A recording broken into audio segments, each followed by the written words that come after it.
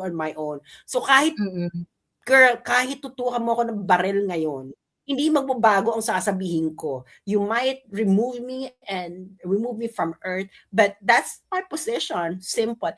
Ito na ngayon. Yung part na yan, mga kababayan, ito yung sinasabi nila na ang mga propaganda China is madalas sila ay anti-US. Run anti-vax campaign. Hindi naman binanggit ni Regina na bakla hindi nga to naging issue sa inyo eh. Bakla, mga correct. Hindi nga kinall out yun eh. Kami lang nag-call out dyan eh. Oo, mga bakla, mga namatay mga Pilipino dyan because of vaccine hesitancy. At humaba ang lockdown because yung propaganda ng US. Nakakaloka, its post gained 16 reactions in 58 shares. Ang nakakaloka nito.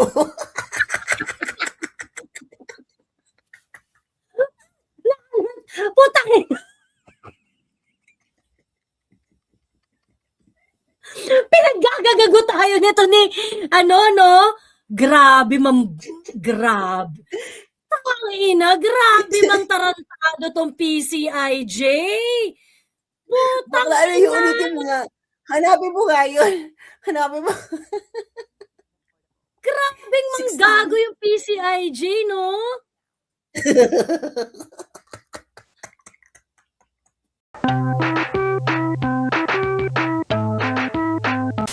Putang ina nyo. Diba? Ako talaga ganun talaga. Kailangan talaga meron kumpletong investigation. Kung hindi nyo ma-establish na may pumasok na pera, pwede nyo ma-establish na may lumabas. Oo. na pwede nyo sabihin na si Joey, dati nakatira lang to sa barong-barong, dati naghihikaws to sa buhay. Ano to, gusgusin, ganyan. Tapos kayo nakakapag-Dr. Bacon, ganun. Bakit pa lang natutulog dati, tapos ngayon, ganito na. Diba? Ay, mga ganun man lang. Ganun dapat may drama. Hindi yung nag-repost lang ba yan? Nag-post ng madaling araw, unang-una siya. Must be paid by China. Must be part of the Chinese propaganda. Ewan ko sa inyo. Diyos ko. Feeling ko talaga si Regina magpapaano to. Feeling ko talaga si Regina, ito yung mga, kasi parang Gen Z ata to, ito yung mga nag-zolof na eh. Kasi karamihan talaga ng mga Gen Z naka-antidepressants, girl. I'm sorry ha. Hindi ko maintindihan bakit lahat ng Gen Z halos lahat ng Gen Z kakilala ko naka-antidepressant. Bakit?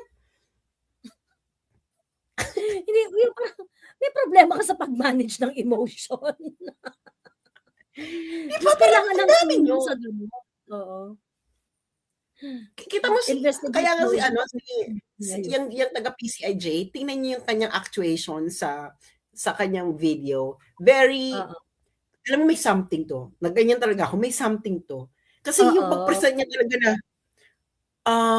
ganito, parang, girl, meron ka. Parang, you're not fluid. Alam mo yung hindi fluid yung presentation mo. Meron kang there's something wrong with you. Sapak. May sapak. May something wrong. May something wrong. Lalo na kakamping. Aminin nyo, karamihan na kakamping na Gen Z. Parang pare-pareho sila ng topak, sapak sa ulo, di ba? Oo. Pare-pareho sila ng mental health condition. Walang tigil. Ito yung video niya. Ito yung video. Dito nag-react yung Chinese Embassy eh. Ito. Baka sabihin nyo, gawa-gawa lang namin yung kwento namin kay Regina. Kay Regina Cabato. Ayan. Bilang foreign influence operations ng China dito sa Pilipinas. Baka na-enkwentro mo na sa... Ayaw kumalma nung niya, no? Ayaw kumalma nung dito niya. Yeah, parang... naka-botox ba to? Or gigil na gigil? Parang ayaw kumalma. Parang, Bex, relax. And I think this girl is in another country. Bakit nakaganon siya? Constantly nakaganon siya? Di ba? Tapos yung Yun. kilay niya naka-microblade, pero ang pangit ng pagka-microblade. Ito yung kilay, kasi nagpa-microblade din ako, no? Hello. Hindi ko nilalike kung meron mga microblading na tsaka at merong microblading na pasok. Okay. Ayun, steady yung ano nyo, steady yung ganun nyo. Sa kanan, steady, no? Sa kanan. Pero sa kanan lang.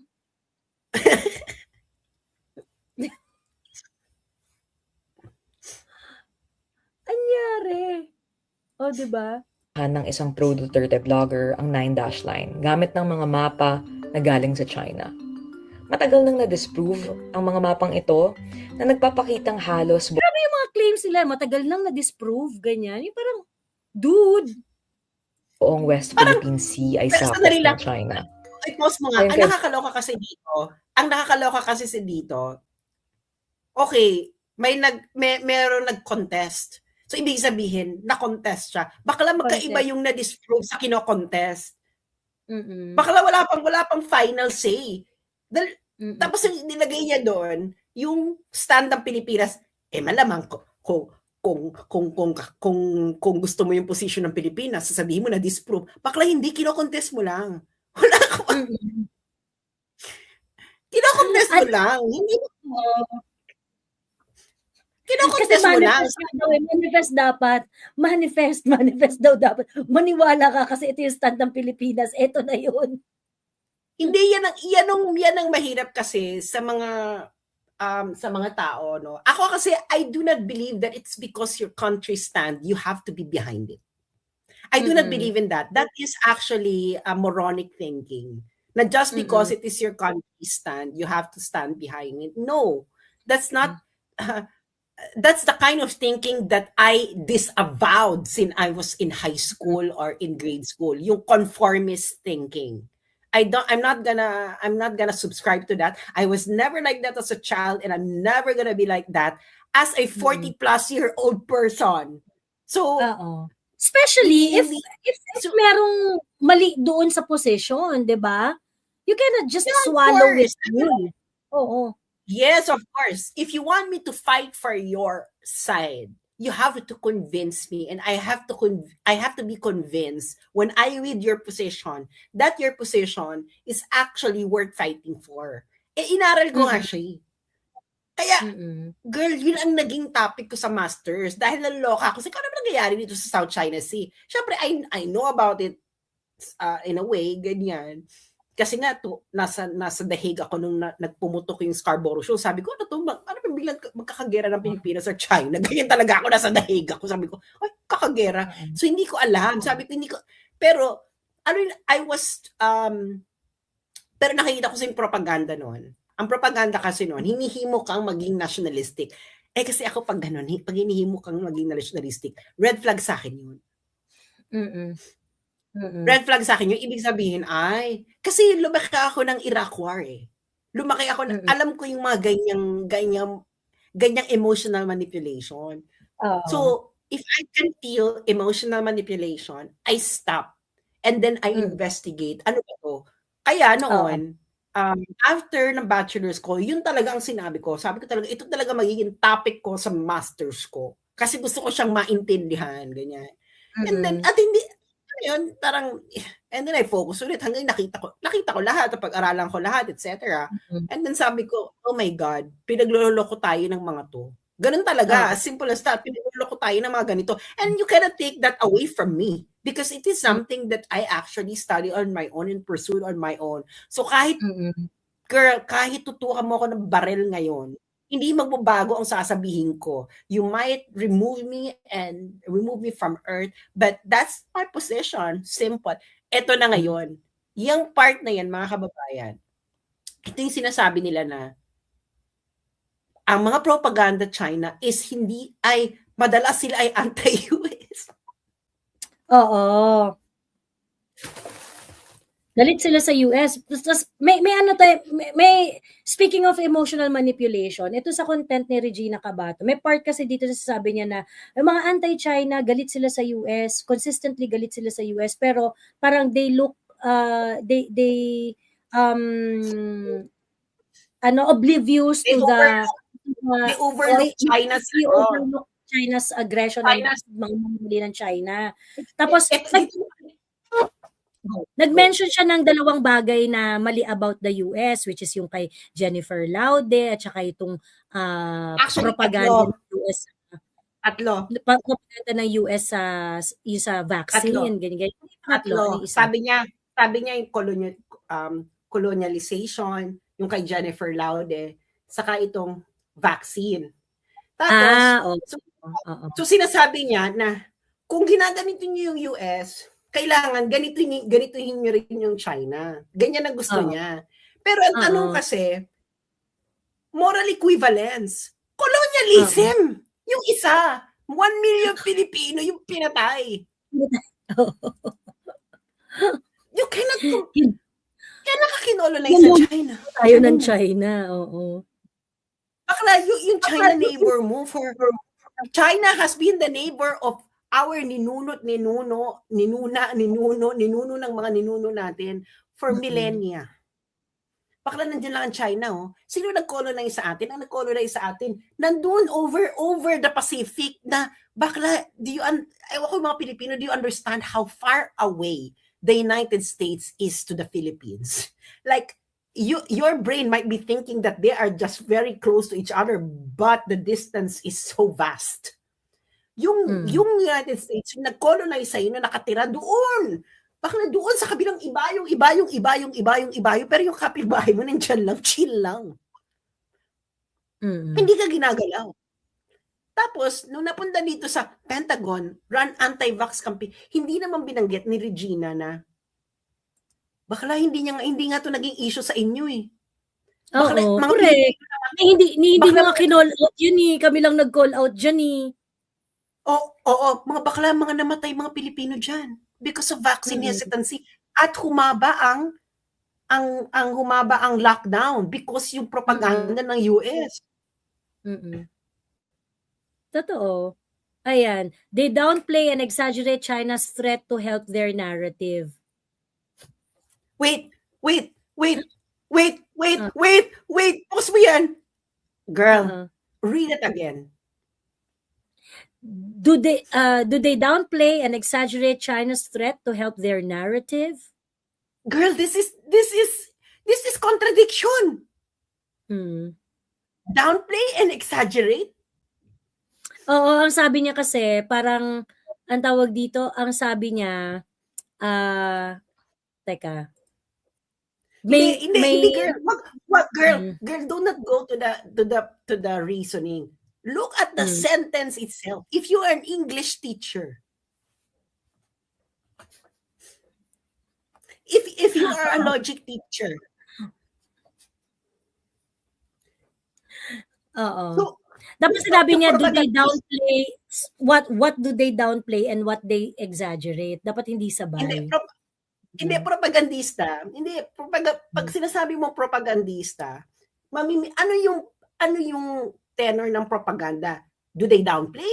Ang propaganda pa downplaying the threat or exaggerating the threat? Kasi this is propaganda for China. Propaganda for China. If you are a propagandist for a particular person, halimbawa, Joey. Isa lang yung goal. Hindi, Joey, if you are my PR, if you are my PR, and I'm gonna tell you, gawan mo ako ng PR. Halimbawa, gusto kong pabanguhin yung pangalan ko. Anong gagawin mo as PR? Will you downplay or exaggerate my... exaggerate ako. Kasi syempre, papabanguhin ko lahat ng positive sa'yo. Pakinig ka muna. Will you downplay or exaggerate my kaputahan? Gusto kong pabanguhin nga yung pangalan ko. Gusto ko na, kasi ang tingin sa akin ng mga tao, puta ko. Edi ida-downplay ko yung kaputahan mo. Exactly. Ngayon, yes, ngayon, kung ang kalaban ko, halimbawa business, halimbawa, ganito ang situation, Joey. Kung ako ay kukunin kita, kasi yung kalaban ko, sinasabi na wag daw ako iboto sa barangay, dahil threat ako sa buhay nila. Ganyan. Okay? Ngayon kukunin kitang PR, babayaran kita. Joey, babayaran kita. Kasi yung propaganda, yung chika ng kabila, threat ako sa buhay ng mga kabarangay ko. So, anong gagawin mo? Bilang PR ko na binayaran kita. Eh di, sasabihin ko na, hindi ka naman threat. Ita-downplay mo. Da-downplay kita, oo. Ito, yung China, these people would like you to believe that China, which is considered by a threat by the Philippine government, they actually vocal about it. The military is vocal about it. This PCIJ is telling you that China is paying people in order to downplay and exaggerate the threat at the same time. Doesn't make sense. Doesn't make sense. Ikaw, Joey, editor ka. Like, let's say, hindi ka galit sa PCIJ. Like, really neutral and objective. Yung mga English teacher dito, if you read this, kayong editor, ano sasabihin nyo? Ikaw, Joey, English editor ka, ano sasabihin mo? Pag nakita mo yung sentence na yan. Ano exactly yung... Ako ang tanong ko dyan is, what exactly is being downplayed and what exactly is being exaggerated? Para clear. Threat nga daw. Ay China's threat is simultaneously being downplayed and exaggerated. Anong klaseng threat? Kasi dinalawa mo dinownplay at saka exaggerate. Sa threat na tinutukoy mo, anong aspect ng threat ang dinadownplay at ano yung ina-exaggerate? Pero it could have been clearer. Pero for me, it's not about clearer. If you're making an investigation on propaganda, you know the propagandists will always, di ba sabihin mo, pero talagay mo dyan, downplay and exaggerate at the same time. Bakla, this is, kung nasa PR company ka, bakla sasampalin ka ng team leader mo. PR perspective talagang ang labo talaga Kasi walang labo nito, di ba? Choose one, Bex. Ano ba talagang gusto mong mangyari? Di ba? Total sinasabi mo, binabayaran kami para dito. Hindi ba dapat isa lang yung design? Kung downplay. Kung exaggerate. Oo. Pero gusto talaga niya, hindi, kailangan pareho. So parang, okay, now play mo yan. Nakakatawa yung part na yun. Oo. Ito yung style nilang mga yung parang pagka hindi nila ma-explain ng bongga, i-confuse ka na lang nila. Naman ina-exaggerate nila. May dalawang tactic ang mga propagandista. Una, dismissal. Sinasabi nila na paranoid lang ang concern ng mga Pinoy tungkol sa China. Pero pangalawa, ano yung sinabi ni sinasabi nila na tingin ko yung mga taong praning nasasakupin na ng China ang WPS, Palawan, buong Pilipinas, lahat ng oceans at pati na ang buwan ay di pa nakapunta sa China. Ang daming lupa sa China na bakante, mga ghost cities, mga gusali malls, condos, magandang kalsada pero walang mga taong nakatira. Di kulang sa lupa ang China, kulang sila sa access sa sea trade ng mga tao. Wala silang kadahi-dahilang mang-agaw ng lupain dito sa atin. Kaya tigilan na yung kakawalwal na ganyan. Ignorante lang ang mapapaniwala sa ganyan. Malinaw yan. Wait, yun yung yeah, exactly. Ang ano nito, is Ahmed's post reasonable? Reasonable. Pero ito yung dismissal. Ito yung sinasabi yung tinutukoy nila, na hindi threat because hindi naman tayo sasakupin, ganyan. Ito yung sinasabi niya, dismissal. So PCIJ calls this dismissal. Ano yung dinidismiss dito ni Ahmed? Sinasabi dito ni Ahmed na hindi ka sasakupin dahil unang-una, ang dami ng lupain ng China. Bakit sasakupin ng Pilipinas? So ngayon, it's up to you, PCIJ, to tell us na sasakupin ka. Correct. Dapat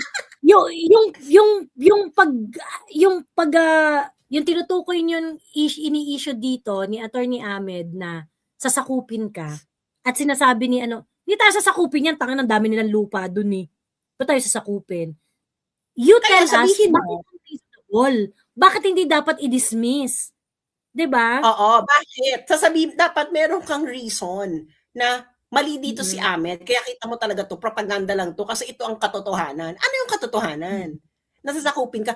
Bakla alam ng mga ninuno natin, hindi tayo sinakop ng China kahit kailan. So, yung sa South China Sea, recently lang yan. Yan ang ayaw nila kasi malaman ng mga Pilipino, no?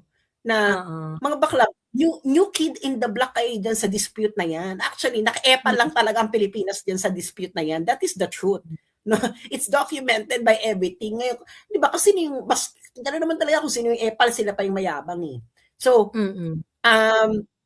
ito yung nakakaloka dyan. Ano yung dinidismiss ni Ahmed? Ang dinidismiss ni Ahmed dito ay yung concern na sasakupin. Ngayon, kung sinasabi mo, Regina, na this is dismissal of the threat, patunayan mo na may threat na sasakupin ka. Ano ba sasakupin sa Pilipinas? Occupy mo? Baka walang gusto sasakupin siya. Ano ba yung gusto mong protektahan sa pananako? Consider your kipay safe. Okay, Regina. Walang sasakupin kipay mo. Bakit sasakupin yung Pilipinas? Bakit naman sasakupin yung Pilipinas? Gusto ko umalis sa mga Pilipinas sa Pilipinas. Correct. Tangina. Yung mga Pilipino nga ay may gera na nga sa Middle East, ayaw pang umuwi. Ayaw umuwi. Bakit ka nakatingin? Gaano ka-fail yung bansa mo na yung mga OFW mo nandun sa Middle East, nagbabombahan doon. Pero sabi na, hindi, mas okay kami dito kaysa umuwi sa Pilipinas. Tangina. Feeling mo, yung ibang bansa magkaka-interest sa bansa mo. Feeling mo magkaka-interest na yung sarili mong citizen ayaw umuwi sa Pilipinas. Mas feeling nila, mas okay pa rin sila dun sa may bombahan. Di ba? Pagkatapos feeling mo, aagawin yung Pilipinas sa'yo. Hindi. Alam mo yung, hindi, alam mo itong mga anti-China. Alam mo yung feeling nila, ang ganda-ganda nila. Alam mo yung mga kaklase ninyo or schoolmate nyo nung high school, na bakla feeling talaga nila na ang ganda-ganda nila, na pinagnanasaan sila ng lahat. Yung parang meron ba kayong ganyan? Oo, yung parang pag kami tumingin sa kanilang lalaki, feeling nila may gusto sa kanila. Exactly. Meron akong mga kakilalang ganyan. Yung sarili, yung parang pagka kinausap lang ng lalaki, parang feeling nila may gusto sa kanila yung lalaki. O feeling nila jojowain na sila. Oo. Ganyan yung mga anti-China karamihan. Di ba ganyan yung anti-China karamihan? Feeling talaga nila, ang ganda-ganda ng Pilipinas na may mag-aatubali sa COVID ito at alam mo na parang bakla tapos na, iniwan ka nga ng US dahil nga wala ka silang pakinabang sa'yo. Iniintindihan nyo nila nung panahon na yun na walang pakinabang, kaya binitawan ka. Kaya 50 years lang, can you imagine after 50 years, binitawan na ng US sa Pilipinas dahil wala namang pakinabang. So, that is the point. Wala nga magnanais.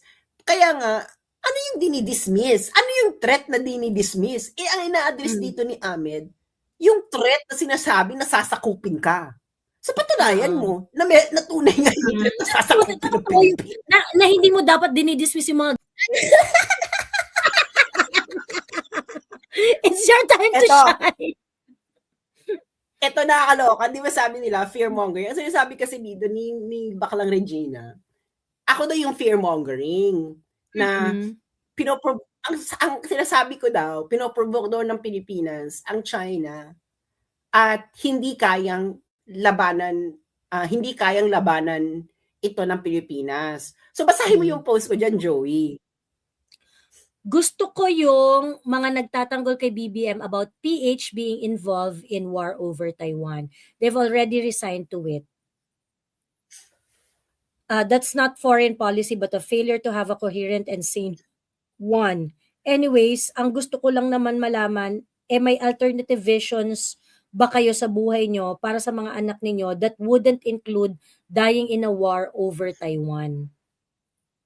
So yan ay propaganda na for, yan ay pro-China propaganda. Fear-mongering Kinembular daw to. Fear-mongering. Paano maging fear-mongering yan? It was BBM himself who said that the Philippines will be dragged into a war over Taiwan.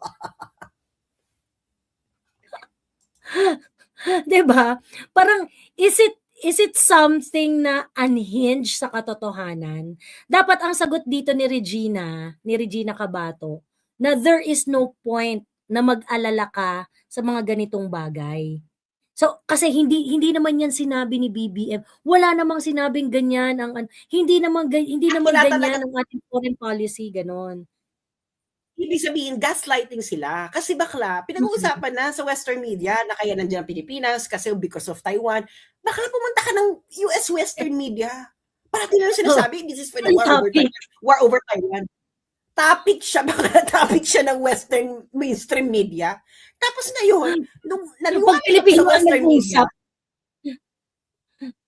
pag yung Pilipino na nagsabi, the same thing na sinasabi ng Western media, propaganda na ng China, ay kaambot sa imo. Bakla, mag-finger ka. Alam mo yung pag-bored ka sa buhay mo, mag-finger ka na lang. Regina. Diyos ko. Ayan. Ang superpower ng Asia at hindi natin kayang labanan ito. Madalas sila ay alarming. Ha? Nandiyan ka ba sa documentation? Ay, andito ako sa alarmist. Oo. Alarmist. Sino yung alarmist? Defeatist.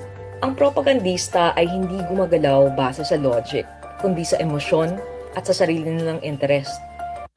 Hindi gumagalaw sa logic, kundi sa kanilang emosyon, sarili. Hindi nyo nga diniconstruct yung hindi nyo nga diniconstruct yung mga post ng mga taong binanggit ninyo tang-ina nyo rin diba? Pagkatapos sasabihin mo grabe yung conviction mo na magsabi, ay hindi gumagalaw sa Kinembular. You weren't able to demonstrate na wala talagang basihan yung mga mention nung kay Attorney Ahmed at nung kay Sas. Ay yung mga nauna ring mga post na sinasabi ninyo na this is just emotion, wala talaga. Kayo ang dismissing. Kung ano ang makakapagbigay sa kanila ng online engagement. Sariling kung ano makakapagbigay sa kanila. Ito nakaloka. Ito yung ang gulo na reason niya, no? Maaaring ito rin ay kanilang parang sariling interest kung ano makapagbigay sa kanila ng online engagement. Na parang, bakla, unang-una, bakit ka magkakaroon ng engagement kung mag-post ka ng sinasabi mong propaganda for China? Or kung magpo-post, siya, no? Parang bulbul yung kanyang argumentation. Oo. Alam mo yung argumentation niya na halika maglagay na tayo ng kung ano-anong ideas, kung anong tumama, yun na yun. Alam mo actually, yung pagko-content ng ganon para makakuha ng sariling engagement defeats yung reasoning na propaganda ito. Kasi kung sariling interest mo at let's say magpo-post ako ng isang pro-China content and that will surely give me an engagement, then why would that be part of the Chinese propaganda if on its own it can generate interest? Diba? Bakit pa siya magiging part ng larger pattern? Kasi ang kwento nila dito, may larger pattern, merong design. Ngayon, ang design? Yun nga, na design yan, bayad ng China, something like that, na part ng propaganda, grand propaganda ng China, ganyan. Actually, ang ginagawa lang nila, nag-content analysis lang sila ng mga vloggers na ayaw nila. Tapos, ito ang pattern. Ito ang what we think they are doing. Kasi, hindi sila agree sa paniniwala natin. Propagandist pero self-interest yung pinopromote. Parang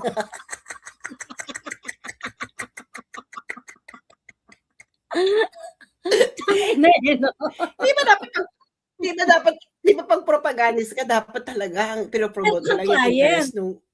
Oo. Kaya nga kita mo, di ba, yung if you are propagandizing for someone, you are only speaking for who are you propaganda. At nakakaloka nito, para lang sila magka-engagement. Bakla, una-una, kung hindi ba sila magpo-post ng ganyan, wala silang engagement. Bakla, ako nga mas bongga ng engagement ko pag nag-uusap ako tungkol sa sex life ko eh. To be honest, yun ang pinakabongga kong engagement. Yun talaga pinakabongga kong engagement sa page ko. Bakla, dwarf. Yung mga pinopost ko na, napapaliwanag ako ng legal matters sa South China Sea. Bakla, hindi masyado. Pero pag nag-usap talaga ako tungkol sa sex life ko, ang dami ko talagang engagement. Kaya nga sabi ko, mag-OnlyFans na lang ako. Kasi ito na... Diyos ko. Diba? Kasi, iba talaga si Regine.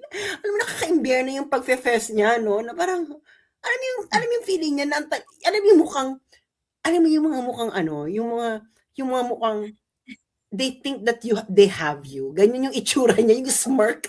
Yung mukha niya merong perpetual smirk of arrogance. Yung parang, tangay na kumalma ka. Yung ayaw nang bumaba ng chick mo. Di ba ganyan yung ganyan yung itsura. Di ba ganyan yung itsura ng mayabang? Feeling nila, ang tali-talino nila. Yung umaangat yung isang direksyon ng fest. Kasi nga yun yung smirk of arrogance. Na it's very non-verbal. It's a non-verbal sign actually. Na because in the back of your head, ang tali-talino mo. So pag nakikipag-usap ka na parang, that's a way of looking, ganyan, exactly, ganyan. Mga peasants? Ano yung sabi niyo, mga peasants?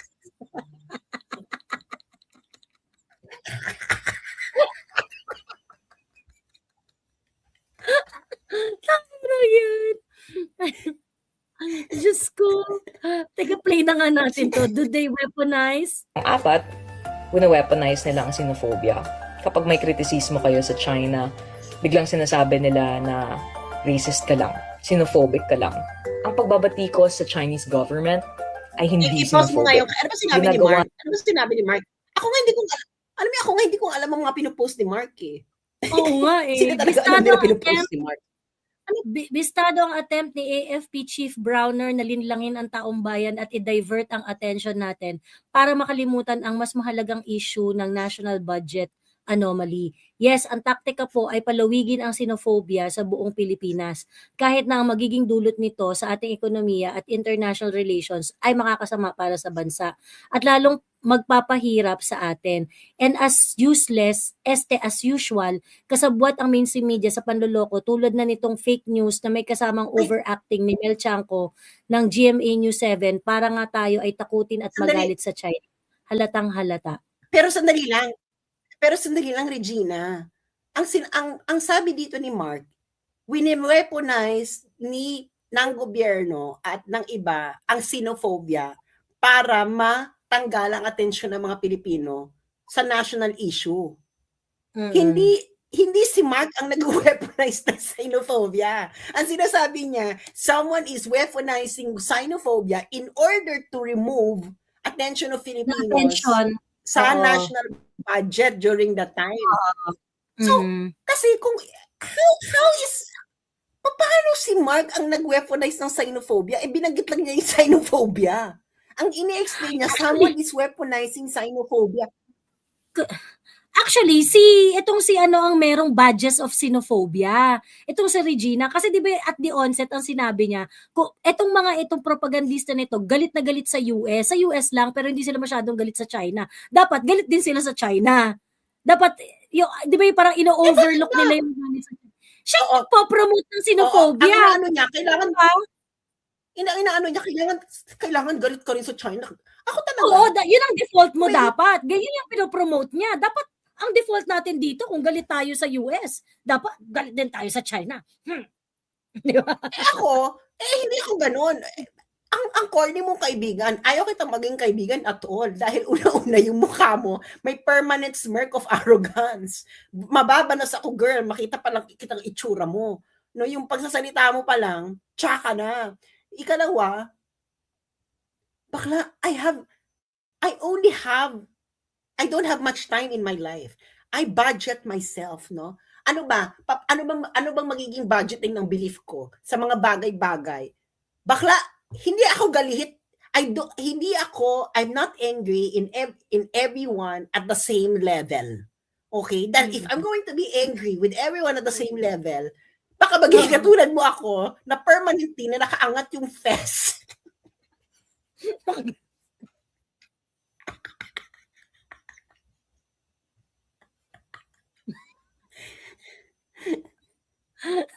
Permanent din nakaganon, no?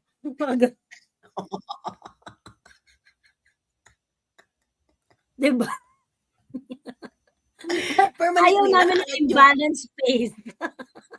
Ayaw namin ng mukha na kagaya mo. Diba? Racist ka lang. Xenophobe. I-pause mo nga. Meron bang dapat proper balance? Ano kailangan i-balance? Na, oo, mali ang United States na nag-colonize sa atin. Bakla hindi lang siya mali. Bakla it was a crime, a real crime. They killed 1 million Filipinos, Regina. and you want us, bakit galit ka din sa China? Kailangan magalit ka din kasi sinasabuyan ka ng tubig. Bakla, in between doon sa sinasabuyan ako ng tubig at nung pinatay yung 1 million. Kinolonize ako. Kinolonize ako. Gusto mo pantay yung galit.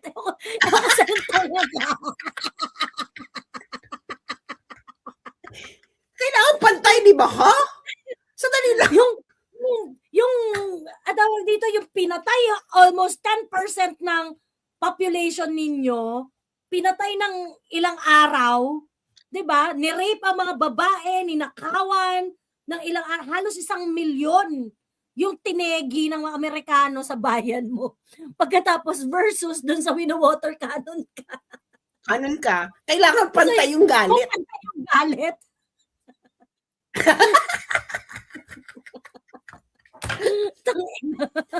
Diba?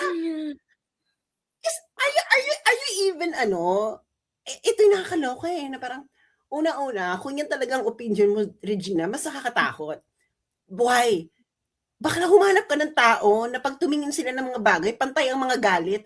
Bakla tingnan mo nga yung mga jowa mo sa buhay Lahat yan na naging ex mo, nagalit ka. Pero makikita mo na hindi pantay ang galit mo sa lahat ng iyo. Correct. Hindi aminin pantay niya ang yan. galit sa lahat ng ex. Di ba? May mga ex na okay lang, di ba? Na hindi ako masyadong galit dyan, ganyan, di ba?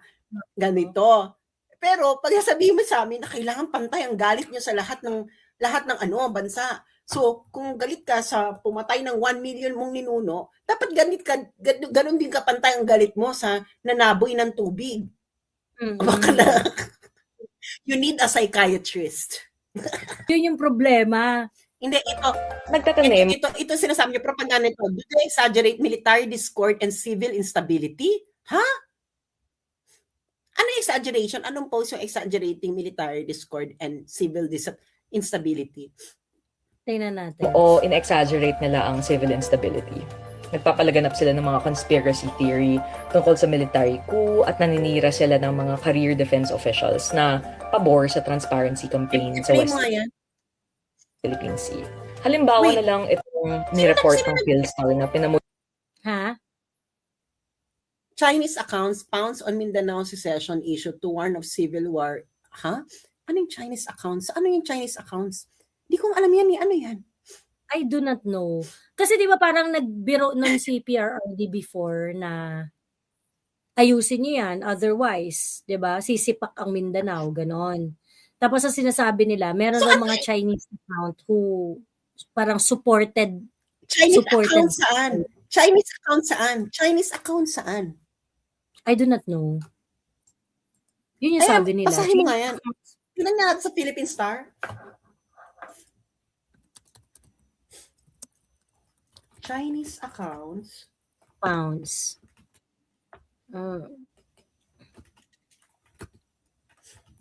Eto. Nakita mo ba? Anong Chinese issue? accounts found Oo. on Mindanao secession issue to warn civil war in the Philippines.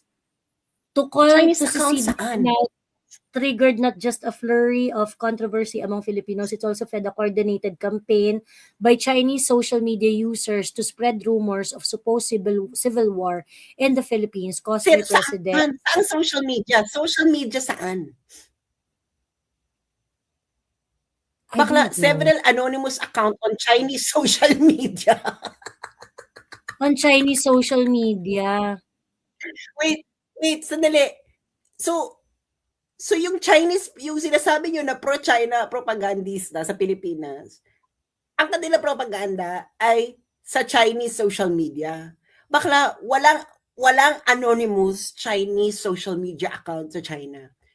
Pag sinabi mong walang anonymous, ibig sabihin yan, lahat yan naka-register. Bakla hindi ka pwedeng gumamit ng social media, ng Chinese social media sa Pilipinas, na hindi ka magre-register with your real name and with your ID number.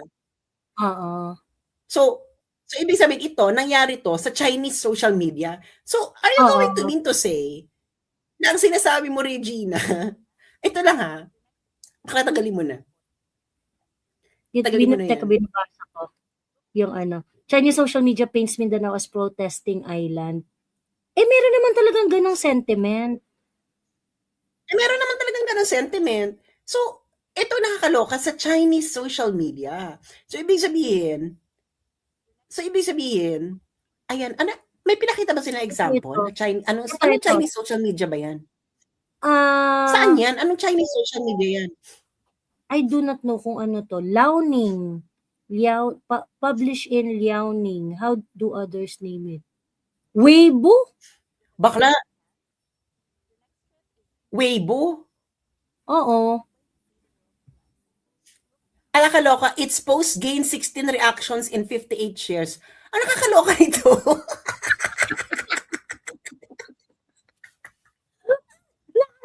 Putang ina. Pinaggagago tayo nito ni grabe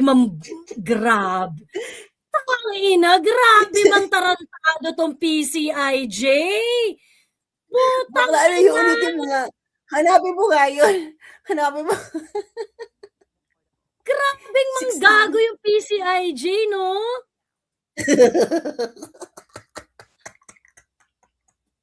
Tingnan mo grabe yung presentation dito ni Regina Cabato.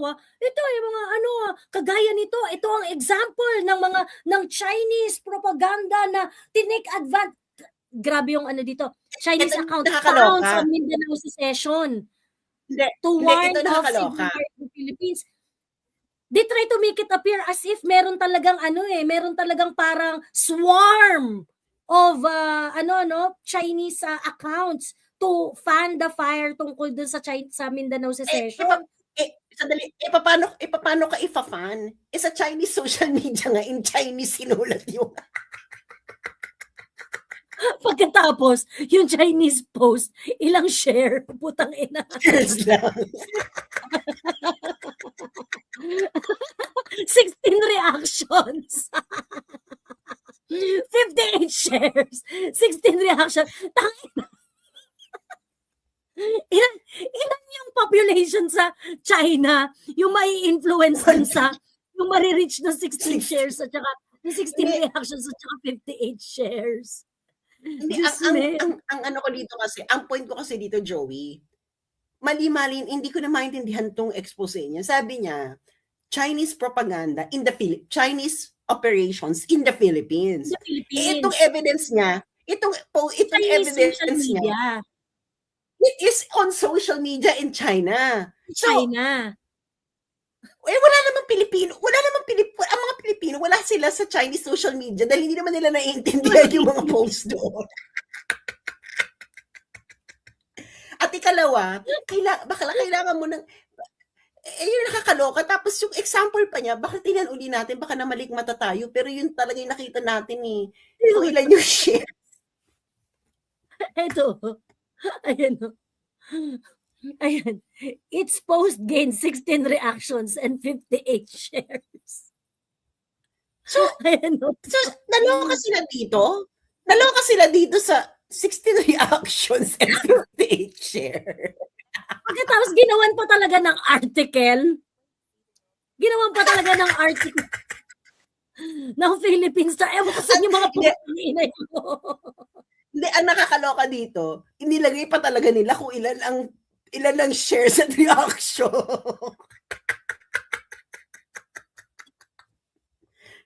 Hindi ba na yan naisip na, hindi mo ba, ikaw nga editor, bakla, kung matino ang editor na to, hindi to lalabas. Parang, bakit miss yung 16 reactions and 58 Ito ang shares? propaganda. Ito ang propaganda. Yeah. They need something. Yeah. PRRD, di ba nagbiro yan before eh? Yung tungkol sa Yeah. bala kayo, hiwalay Yeah. na lang kami, ganyan. If I'm going to Yeah. just read the title, Chinese accounts found on Mindanao secession issue, I am going to immediately think na, okay, may nagsamantala pala doon sa joke ni PRRD before. Ganon. Pero your frame of mind is Chinese accounts. Pero hindi kasi nilalagay niya sa headline, Chinese accounts where? Chinese accounts. Siyempre, Oo. Pero kasi kung ikaw, iniisip mo na ikaw, ginagamit mo naman ang Facebook or TikTok or YouTube or Twitter. So, yun ang nasa isip mo. Tapos yung biglang balita, anonymous Chinese accounts on Weibo. True. Diba? Diyos ko. Parang nakakaloka. Anonymous Chinese accounts on Weibo. You bakla, you have to asan yung pouncing doon? Asan yung pouncing on the Mindanao secession issue?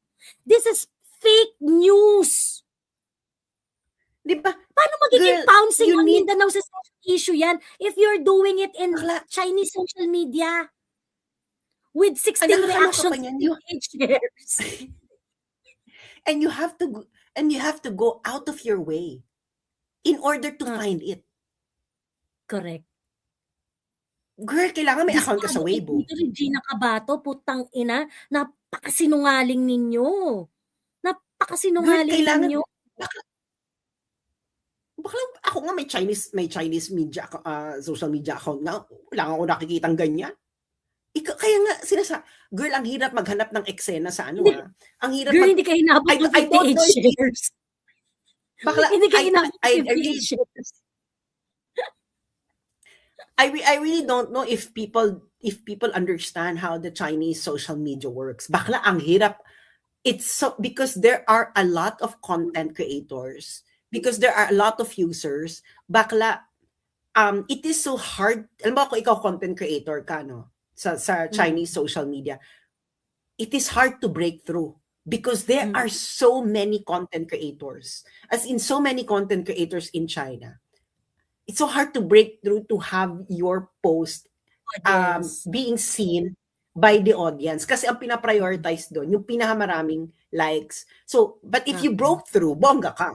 Marami kang pera, ganyan, eksena. Talagang yayaman ka talaga ng bonggang-bongga. Meron nga isa, etos lang yung content niya, bakla nakakapagbenta ng ng isang araw ng kung anik-anik, nakakapagbenta siya ng umaabot ng $10 million one day.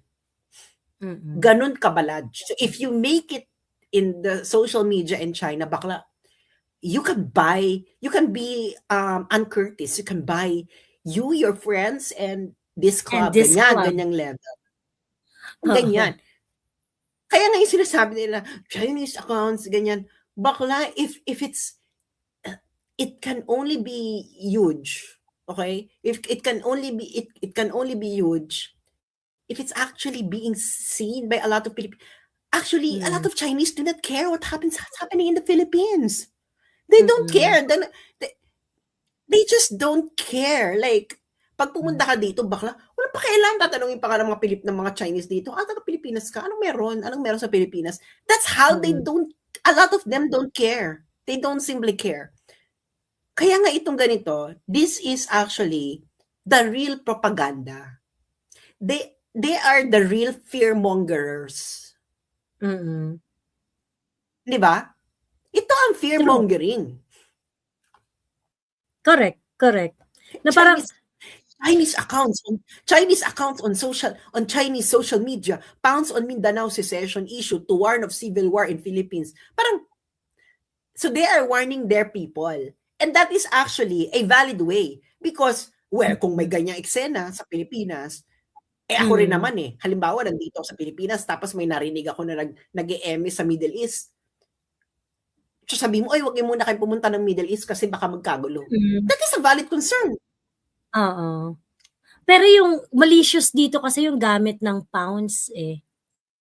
Sobrang malicious eh. Pagkatapos i-quote mo Regina Cabato, that's irresponsible. This is really irresponsible. Pagkatapos you're going to use it as an example ng Chinese propaganda operation dito sa Pilipinas. Are you fucking kidding me? This is just pure lie. Tangina, mga sinungaling kayo. Mga sinungaling kayo dyan sa PCIJ. Mood pala ng China accounts ang panawagan ni dating Pangulo Duterte sa Mindanao secession. At sakto, hindi bang napansin ninyo na parang nagiging uso ulit ngayon ang Visayas Mindanao independence? Ngayon no, at sakto, parang ini-insinuate niya that there is causation there.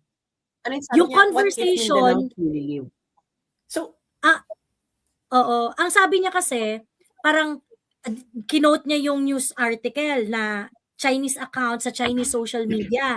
Tapos sabi niya, at sakto, dito sa Pilipinas, biglang lumakas ang Chinese, ang Mindanao secession kinembular, ganyan-ganyan.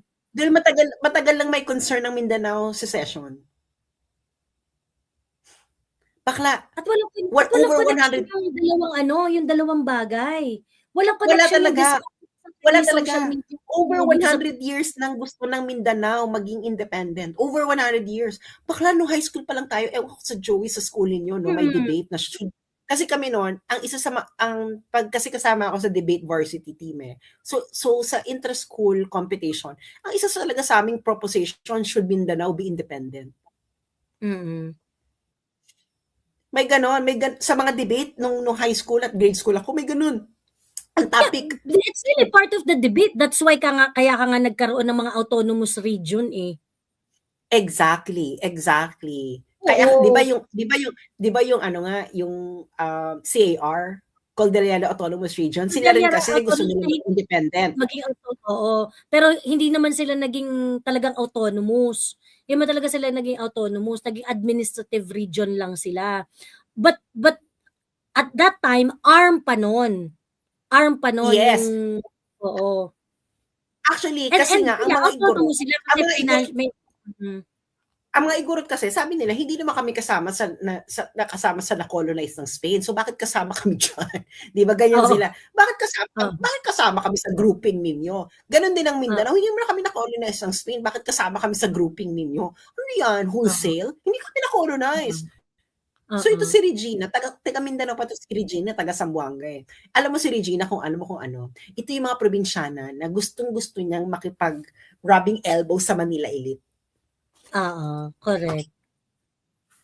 Sila yung sila yung nagbibigay ng gasolina sa Manila imperialism. Sa imperialism sila yung nagbibigay ng gasolina. So gusto talaga nilang makuha yung approval ng mga adik na elite sa Manila. So naman, hello, Manila High Society is literally Manila High Society. Kaya pala yun, ayun. Kasi kaya ang una. Di ba naalala niyo yung Brian Gorel issue? Naalala niyo yun? Nung wala pang Facebook, hindi ko masyadong Facebook? Yung Gucci Gang? Delphine Montano. Naalala mo yung baklang Australiano na binalahura siya ng Pinoy niya na jowa na bakla, na kaibigan ni Celine Lopez ng... yun. Gucci Gang yun, di ba? Oo, yung Gucci Gang. Di ba? Oo, siya na mismo, binulgar niya. Kasi nandun siya sa circle, binulgar niya lahat ng nandiyan sa Manila elite, mga cocaine. Yung hiningan siya ng pera, 'di ba? Yung hiningan siya ng pera. Oo, at ginamit lang sa ginagamit lang sa pag emerald. Ganyan. Ganyan naman talaga ang Manila High Society. High talaga talaga. kayo. True. Ayun. Box, tapusin na natin 'to, ha?